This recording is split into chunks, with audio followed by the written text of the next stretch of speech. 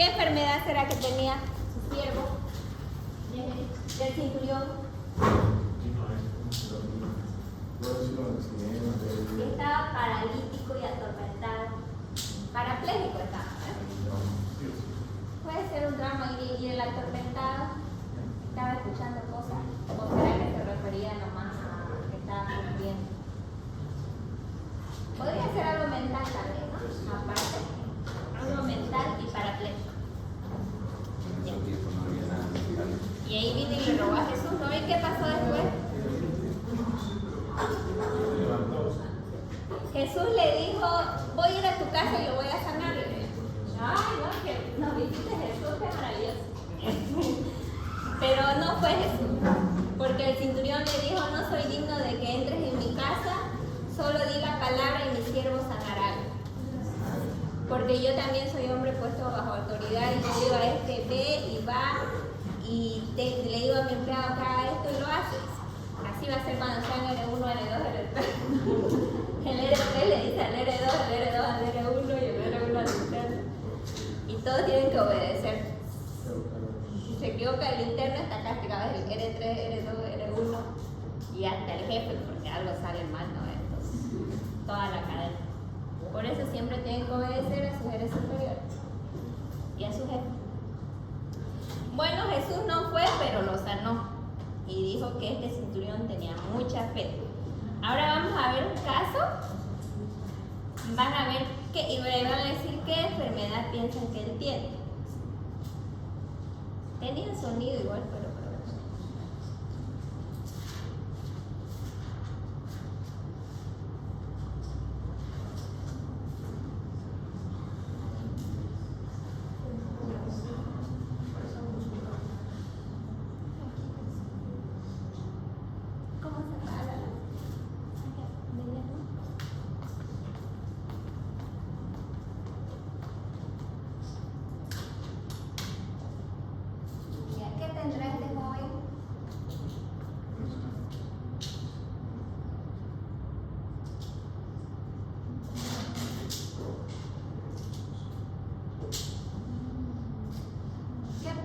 definir que tiene clínicamente así, por sus signos y síntomas.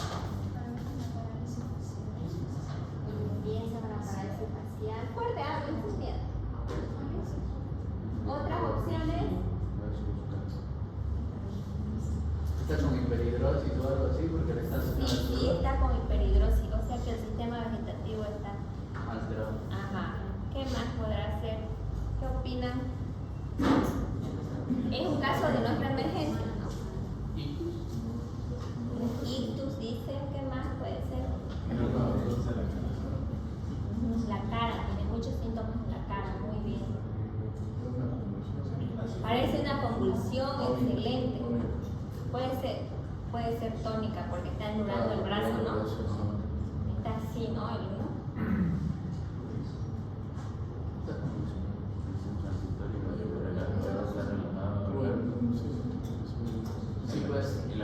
Sí puede moverse, sí puede hablar. No está hablando. No hablaba nada fuera. ¿Cómo frunce la boca así? Frunce la boca, los ojos, igual los párpados, los brazos, está hipertónico y el otro brazo así lo estira, ¿no? Ya, este paciente entró a la emergencia con fiebre, con un cuadro clínico de más o menos 20 días de evolución, que empezó con confusión, cefalea ocasional, después empezó a confundirse lo que él hablaba y también a su padre empezó a desconocerlo a ratos, así mientras pasaban los días iba empeorando y vemos que ya está postrado, ¿no? Y a ratos parecería que tiene algo que le está haciendo daño en la mente, digamos, ¿no? Porque él no reconoce, no obedece. Entonces le hicieron una punción lumbar, yo no lo vi, el otro neurólogo. Le hizo punción lumbar y salió normal. Y luego decidieron iniciarle tratamiento para tuberculosis porque hacía fiebre de 38,5 todos los días. Tenía una leucocitosis como, no recuerdo que 14,000. Pero fue empeorando el paciente. Fue empeorando, yo todavía no lo conocía.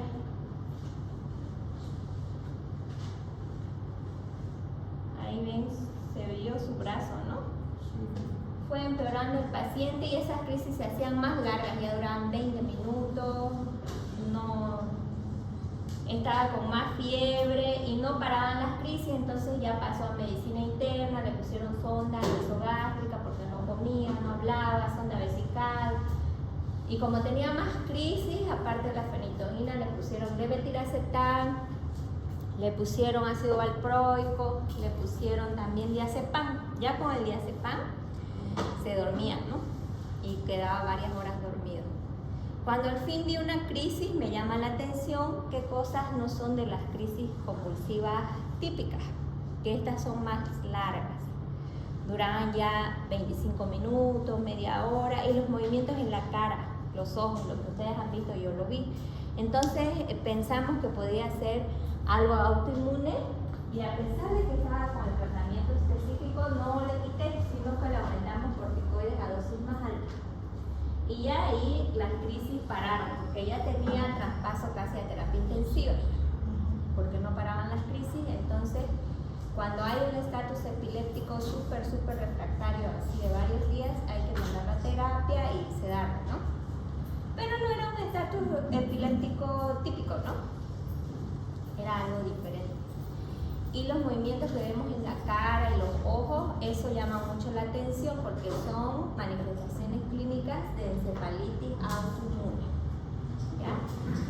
Entonces, eso se trata con corticoides.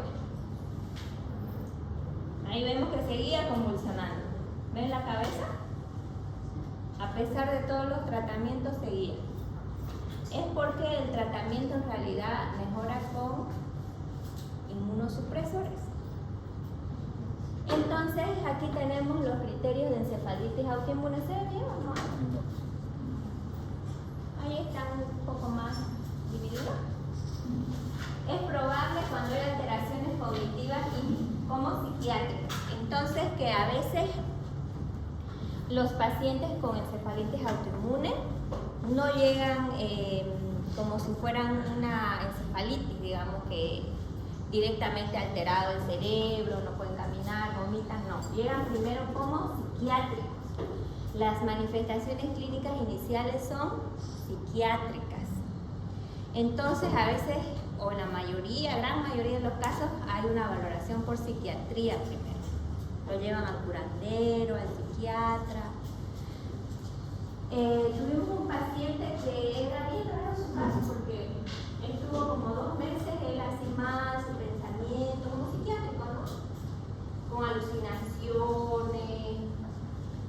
confundido, dejó de dar clases porque era docente de computación y a rato se conectaba, a rato se desconectaba, iba llorando y en terapia intensiva, cuando ya estaba grave lo vimos, pero no respondía a corticoide, ahí tenía que recibir rituximab, pero no consiguió la familia, ese paciente falleció en terapia, ¿no? Porque yo no lo estaba manejando, yo les decía, si no consiguen inmunoglobulina tienen que pedir urgentemente rituximab, pero yo los de terapia estaban encargados, ¿no? Es inmunosupresor potente.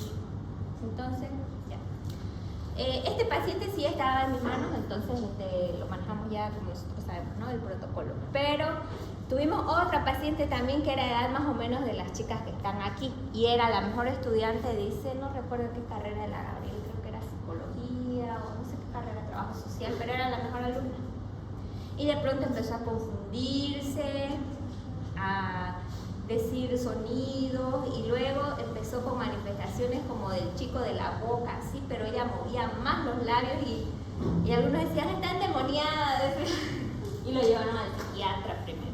Y el psiquiatra decía, no, esto no es psiquiátrico, debe ser algo orgánico. Ellos dicen orgánico cuando piensan que es un problema neurológico y cuando no es orgánico, ahí dicen que es de ellos.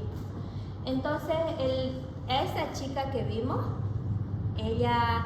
yo la vi cuando estaba ya en terapia intensiva, ¿no? Porque no la vi en emergencia ni en sala, y allá en terapia, igual al ver tantos movimientos en la boca, en la lengua, iniciamos corticoides e inmediatamente empiezan a mejorar, ¿no?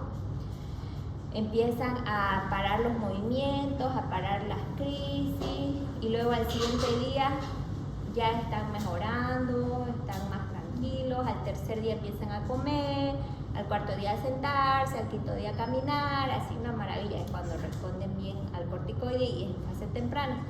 Sin embargo, la chica quedó con crisis compulsiva, ¿no? Porque llegó hasta terapia intensiva, la señorita. Este paciente no llegó, entonces menos lesión, ¿no? Pero mientras más días están con la inflamación cerebral, ya quedan más secuelas. Después, el paciente recibió los corticoides, este paciente empezó a abrir los ojos, allá al cuarto día a hablar, al quinto día a caminar, fue muy bonita la evolución. Vemos que lo psiquiátrico es muy importante, ¿no? Y algunas personas piensan que están demoniados, lo llevan al curandero, en esa etapa. Llegan con antipsicóticos y pueden hacer el síndrome neuroléptico maligno, es decir, que le dan 2 antipsicóticos, dosis altas, y ya empiezan a hacer una rigidez extrapiramidal, fiebre, temblor, y pueden llegar a terapia por el síndrome neuroléptico. Miren aquí dice alteraciones en el habla, mutismo, reducción del lenguaje. El paciente que se murió, mutismo más que todo tenía al principio, ¿no? Crisis epilépticas, que no son tan crisis epilépticas, algunas son, pero otros son trastornos del movimiento. Movimientos anormales, disquinencias, rigidez, posturas anormales, disminución del nivel de conciencia, difusión autonómica, hipoventilación central. En la autonómica entra la fiebre, ¿no? El electro puede estar alterado, el líquido cefalorraquídeo tiene poquita pleocitosis, ¿no? ¿Y aquí qué dice?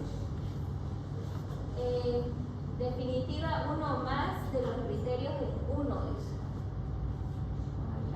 Presencia de anticuerpos anti-IgG y R, eso no podemos hacer por una hemolítica, pero son los anticuerpos anti-N-metildeaspartato y anti-GLU igual puede ser, son las encefalitis autoinmunes. Ya, nuestro paciente tenía todo, ¿no? Todo lo clínico tenía el paciente.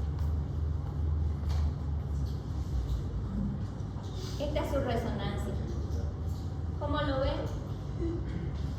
El T2, cuando el líquido es blanco de resonancia magnética, es la ventana T2.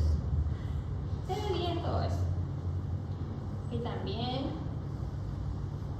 ahí es T1 porque el líquido es negro. T1,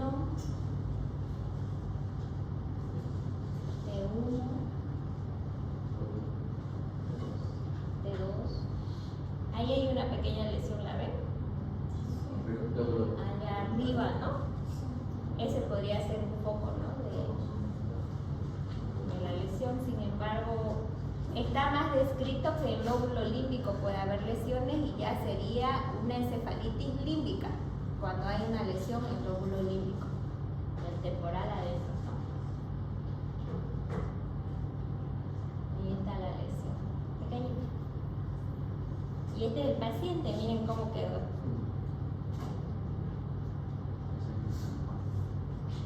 Ese es su control a los 8 días de alta.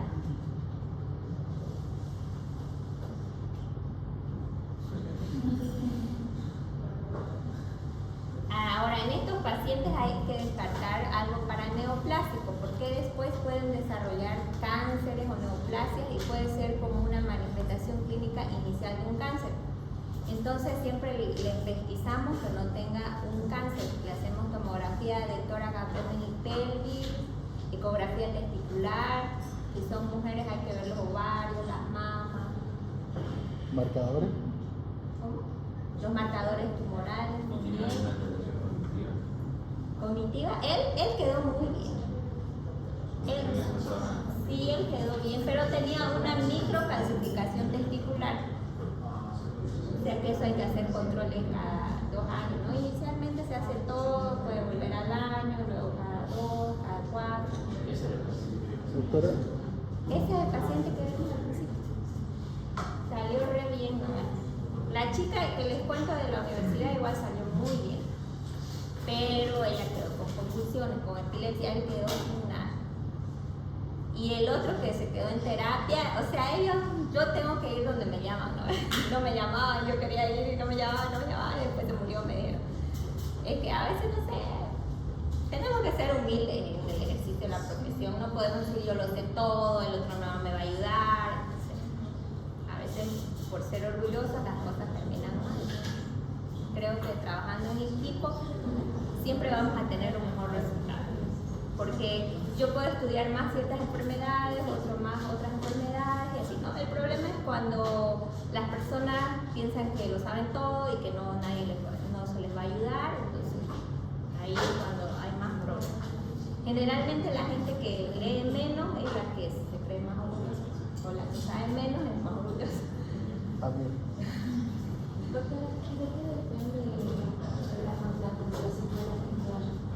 Del tiempo, por ejemplo, él rápido lo vi, en cambio la otra la vi en terapia intensiva, el otro se quedó en terapia y no avanzaron a otros tratamientos, no buscaron la forma de que si no responde con una cosa, darle otro, porque esto no siempre va a ir bien corticoide.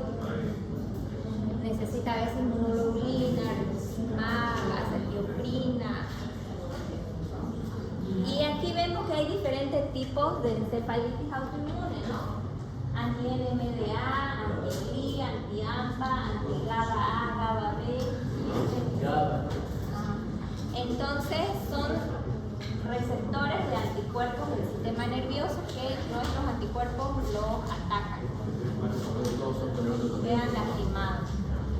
El esquema es uno solo, ¿no? Pero como hemos visto, el paciente que falleció se le dio igual corticoide, pero no respondió.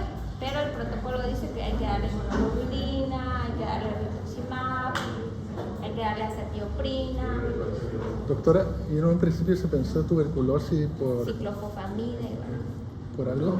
Sí, el otro neurólogo pensó en tuberculosis y le inició el tratamiento. Yo le suspendí al final, porque él no mejoró con el tratamiento, ¿no? Le inició el tratamiento sin hacer Se inicia el tratamiento ante sospecha de TB. Se inicia. O sea, no está mal, pero tampoco está bien. O sea, no podemos decir que está mal porque cuando sospechamos de una enfermedad podemos iniciar tratamiento en el caso de neuroinfección, porque se reproducen mucho los bacilos y las bacterias y al final pueden dejar muy deteriorado al paciente. Pero si el paciente no mejora, hay que buscar otro camino, porque los pacientes que están con buen tratamiento tienen que mejorar cada día, no tienen que seguir empeorando. Lo malo es que cuando hay un diagnóstico equivocado y se inicia un tratamiento equivocado, la mayoría de los colegas se enfrasca en eso y ya este paciente está con tratamiento específico, ya sigamos todos los días, pueden poner eso y ya, porque el tratamiento específico conlleva varios medicamentos, ¿no? Entonces quererle aumentar algo a veces no es tan agradable, ¿no?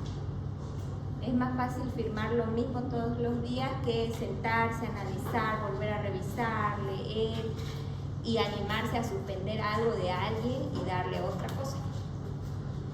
Pero en este caso no le suspendí, sino que le di corticoides, le dimos a dosis más alta, el paciente empezó a mejorar y a los 2 días se lo quitamos o 3 el tratamiento específico, cuando ya le estaba despierto. Entonces, así, ¿no? Lo veo más fácil porque se parece a la meningitis tuberculosa, tenía fiebre, alteración de la conciencia, entonces no está mal. Y si le hubieran puesto antibióticos, cosas que le pusieron igual los médicos internistas, tampoco está mal, ¿no? Porque sospecharon una meningitis. Pero la cosa fue que el líquido estaba normal. Y eso lo vimos en la práctica igual, que si el líquido está normal, no es meningitis. Entonces ahí tenemos un dato muy potente de que no era una meningitis infecciosa. Luego otro dato potente que no mejoraba, estaba empeorando. Y luego ya revisando otra patología que es esta, ya nos damos cuenta que cumple signos y síntomas de otra enfermedad que es encefalitis autoinmune. ¿Qué es lo que estos casos, doctora? Se inicia metilprednisolona.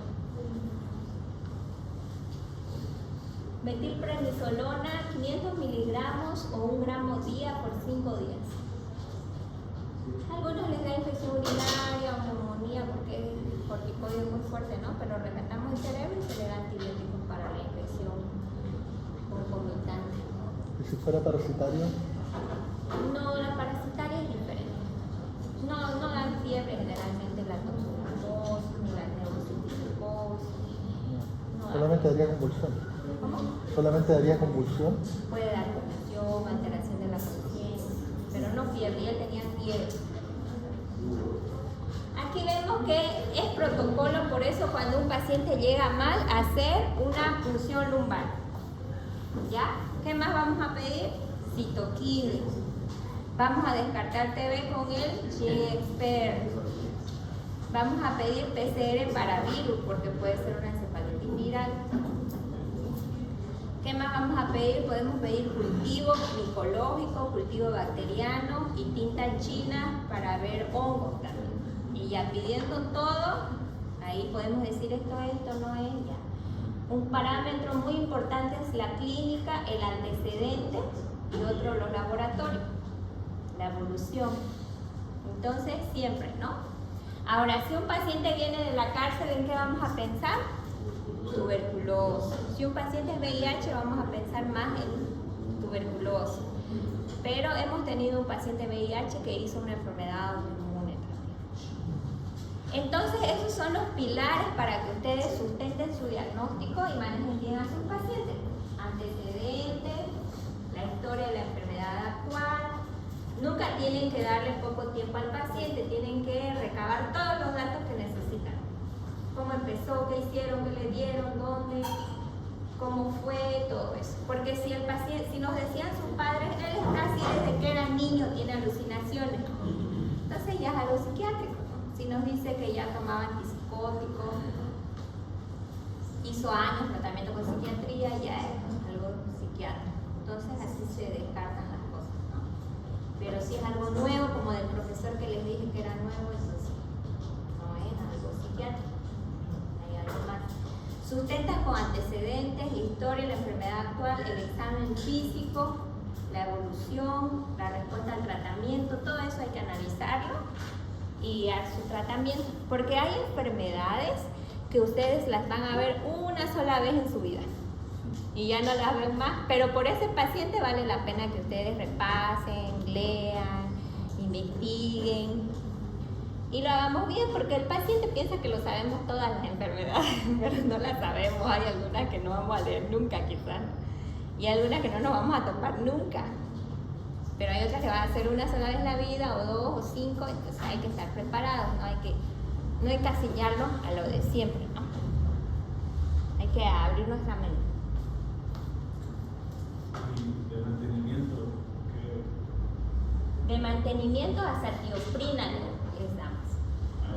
Ajá, 6 meses. Pero otras veces se indica más micofenolato también, son vía oral. Son inmunosupresores. Aquí están las generalidades del tratamiento. A ver qué dice: búsqueda activa y resección del tumor, lo que dijimos, ¿no? Buscar tumor. Posterior a la resección del tumor, porque más o menos el 50% según la literatura dice que tiene cáncer, pero no hemos encontrado, o quizás después de algunos años pueden presentarse en nuestros pacientes también. Posterior a la resección del tumor, si no es hallado, se procede al primer ciclo de inmunosupresión, 5 días de cursos de metilprednisolona, 1 gramo por 5 días intravenoso, ¿no? Plasmaféresis puede ser igual, pero no tanto la plasmaféresis, en el corticoide. Si hay mejoría clara dentro de 10 días, continuar con medidas de soporte. Si no hay respuesta o es limitada, luego el primer ciclo de inmunosupresión, iniciar un segundo ciclo con ciclofosfamida mensual o rituximab. Aquí está, ¿no? La ciclofosfamida y rituximab. Entonces, el paciente que falleció no le exigieron ni ciclofosfamida ni rituximab. Tuvo 1 mes más o menos en terapia y falleció. No recibió nada después del corticoide, ¿no? Para pacientes con respuesta limitada o sin respuesta, las medidas anteriores, considerar otras formas de inmunosupresión. continuar en inmunosupresión con micofenolato o azathioprina al menos un año después del tratamiento primario fue Descontinuado. continuado para evitar, más que todo para evitar el índice de recaída. La otra señorita, por ejemplo, recibió más de un año de inmunosupresión porque ella quedó con secuelas todavía. Y su epilepsia podía ser incluso autoinmune también. Entonces cada persona es diferente a otra. Por ejemplo, él, si viene con una neumonía y él también es diferente porque su peso es diferente y podemos aumentarle un poquito más la dosis. Y si viene ella, una persona más chiquita, hay que modificar porque en los hospitales a veces uno de memoria la misma dosis, pero no es así. Hay que analizar. Cada persona es un paciente diferente a otra persona. Todo hay que hacerlo bien íntegro, ¿no? Ya.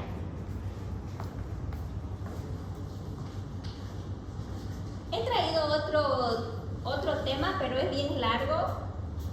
No sé, o podemos hacer ahorita que ustedes hagan un resumen de un caso clínico de encefalitis autoinmune por anticuerpos NMDA que hay en una hojita, un flujograma, y me vienen a presentar junto con sus dibujos, ya, y luego se pueden ir.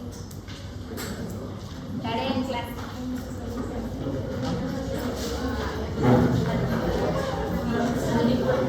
Anticuerpo, anti-NMDA. ¿Será que tú lo has hecho? A ver, tú le recuerdas.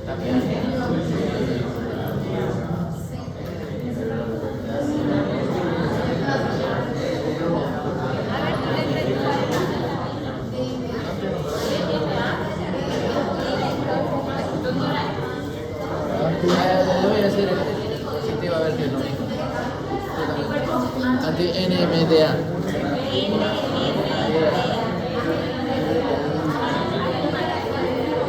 ¿Qué era? ¿Encefalitis autoinmune por anticuerpos?